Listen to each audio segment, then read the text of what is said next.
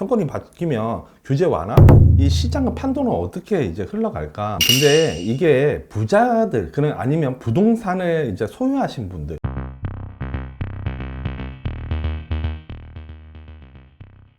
네, 안녕하세요. 부동산 덕후 줍줍일입니다. 네, 오늘 대통령 선거 결과가 발표된 날이었어요. 줍줍인도 새벽에 잠을 안 자고 이거 발표를 보고 있었는데, 저는 이제 또 부동산쟁이니까 그러면 윤석열 이제 대통령 후보님이 이제 대통령이 된다고 하면 정책적으로, 부동산 정책적으로는 어떤 변화가 일어날까? 이 시장의 판도는 어떻게 이제 흘러갈까? 예, 궁금했어요. 대통령 후보 공약에 대해서 우리가 한번 같이 확인을 해봐야 되겠죠? 예, 지금 이제 확인을 해보면 이 윤석열 국민의힘 대표 지금 보시면 종부세 전면 재검토, 그리고 1주택자 재산세 완화, 이런 게 눈에 띄어요. 보유세가 완화된다는 얘기인 거죠. 네, 그리고 이제 양도세율 소득 완화, 이거 완두세, 양도소득세도 완화가 있고요. 주택담보비율 LTV를 80%로 상향한대요. 봤을 때 생애 첫 주택 구입자. 근데 대통령 후보님께서 DSR 관련해서도 좀 같이 완화를 해주시면 좋으실 것 같네요. 지금 봤을 때는요. 네. 근데 여기에서 이제 좀 눈에 띄는 거는 민간 주도로 이제 임기 내 250만 채 건설, 이게 눈에 띄어요. 근데 옆에 보면 네, 이재명 대통령 후보님이 공공 주도로 임기 내 250만 채 건설, 이게 눈에 띕니다. 여러분, 솔직히 이 250만 채 상상되나요? 이게 굉장히 많은 거예요. 그러면요, 이 250만 채, 솔직히 임기 내에 이게 좀 다 하기는 쉽진 않을 거예요. 그렇죠? 근데 이 250만 채 건설을 해야 될 만큼 이제 주택 공급이 좀 부족하다라는 어떠한 이제 국민의 민심을 반영해서 이런 이제 공약을 내건 것 같아요. 근데 지금 보시면 이 재개발, 재건축 규제 완화, 이게 눈에 굉장히 띄죠. 예, 여러분, 지금 작년에도 트렌드가 재개발, 재건축, 우리 흔히 리모델링도 있었잖아요. 이 리모델링 개발도 있었는데, 이 중요한 거는 재개발, 재건축 규제 완화예요.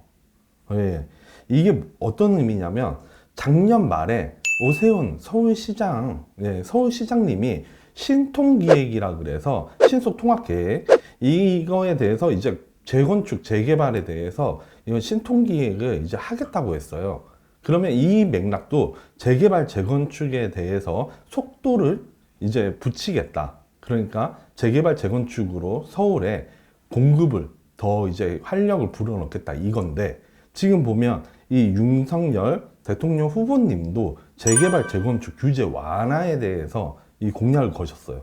그 얘기 즉슨 이 서울 쪽은 재개발, 재건축에 대해서 탄력이 붙을 수 있다. 그러니까 속도에 대한 탄력이 붙을 수 있다. 이렇게 보입니다. 네, 그러면 사람들이, 저뿐만 아니고 사람들이 윤석열 대통령 후보님이 대통령이 됐으니까 똑같이 생각을 할 거란 말이에요. 그러면 올해 이제 서울 같은 경우에는 이 재개발, 재건축, 여기 이슈가 많이 되겠죠. 그러니까 이걸 좀 참고해서 보실 필요가 있을 것 같아요. 그리고 임대차 3법 눈에 띕니다. 임대차 3법이 종전 2년으로 환원한대요. 근데 밑에 이제 적혀 있죠. 전세 보증금을 올리지 않는 임대인에게 인센티브를 부여한다고 해요.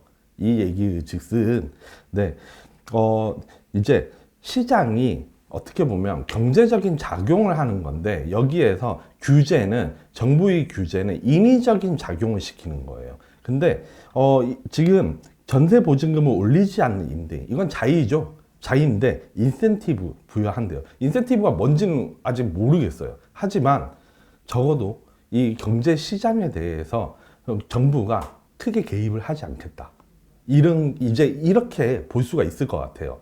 네, 그러면 윤석열 이제 대통령 후보님, 대통령님은 아무래도 네, 그 부동산에 관련해서는 경제 시장 논리에 맡기겠다, 이게 좀 엿보입니다. 제가 봤을 때는. 네, 좀 더 구체적으로 한번 확인을 해볼게요. 지금 보시면요. 네, 지금 보면 공시 가격을 2020년 수준으로 환원을 한대요. 네, 이 얘기 즉슨 똑같이 보유세에 대한 부분을 최대한 완화를 하겠다는 의미입니다. 네, 여러분, 근데 이게 부자들, 그런 아니면 부동산을 이제 소유하신 분들, 이분들의 너무 국한돼서 생각을 하실 필요는 사실 없어요. 왜? 잘 생각을 해보세요.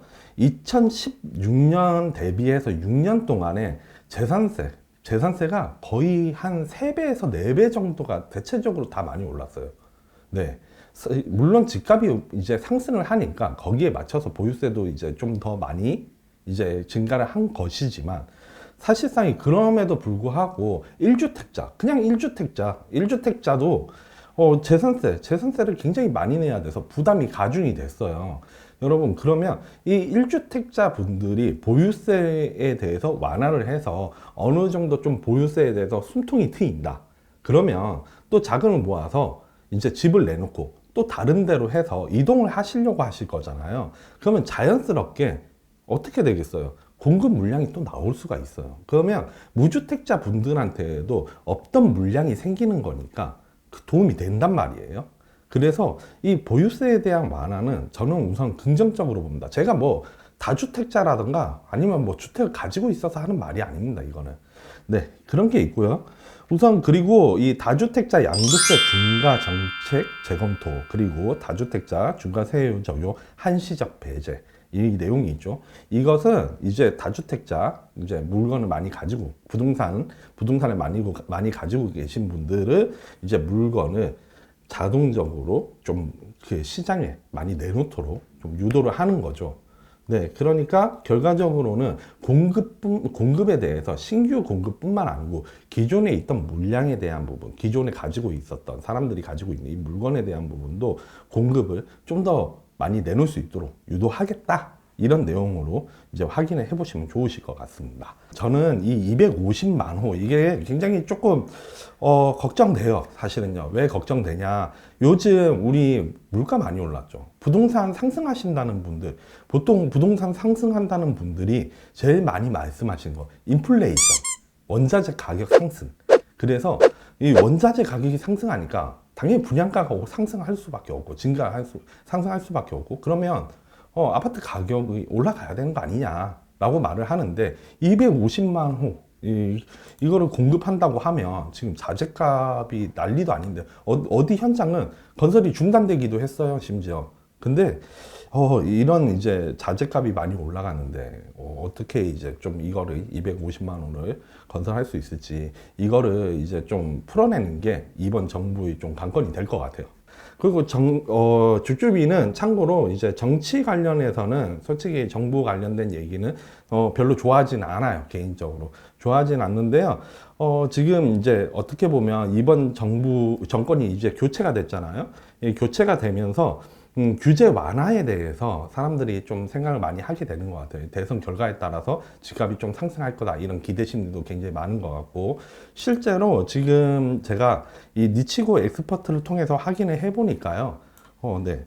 확인을 하니까 이미 어떻게 보면 매매에 대한 수급, 그러니까 매수를 하려는 사람들이 증가하는 그런 지역들이 있더라고요. 예를 들면 강원도 같은 경우만 해도 지금 보시면 네, 1월달 이후부터 해서는 계속 매수자들이 증가하고 있는 모양새예요. 그리고 제주도도 마찬가지인데요. 이 제주도 같은 경우에도 매매 수급이 지금 계속 증가하고 있습니다. 그래서 조금 이제 시장에 대해서 어떻게 보면 조금은 변화가 일어나기 시작했기 때문에 이번 대선 결과가 전국적으로 좀 어떻게 판도를 바꿀지, 이것도 계속 모니터링 해볼 그런 사항인 것 같고요. 이 정부가 규제를 한 기간에 대해서 니치고 엑스퍼트에서도 확인을 할 수가 있는데요. 과거에 보니까 2002년에 규제가 시작이 됐어요. 여러분들 보이시죠? 근데 지금 보면 이 정권이 바뀐 시점이거든요. 이때 이제 규제가 조금씩 해제되기는 해요. 근데 보니까 2008년부터 시작을 해서 이 2012년까지 계속 규제가 걸려 있는 데가 있죠. 여기가 강남 상구입니다. 정권이 바뀌었잖아요. 정권이 바뀌면 규제 완화?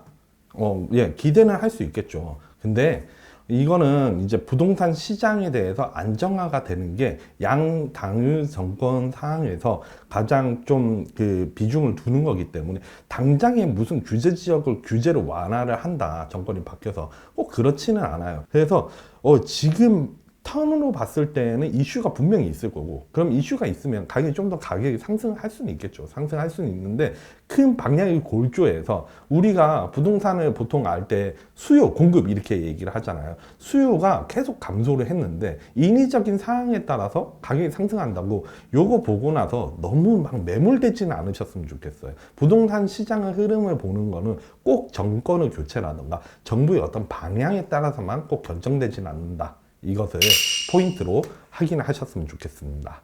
네, 오늘 영상은 여기까지 마치겠습니다. 내용이 좋았다면 구독과 좋아요 꼭 부탁드리겠습니다. 감사합니다.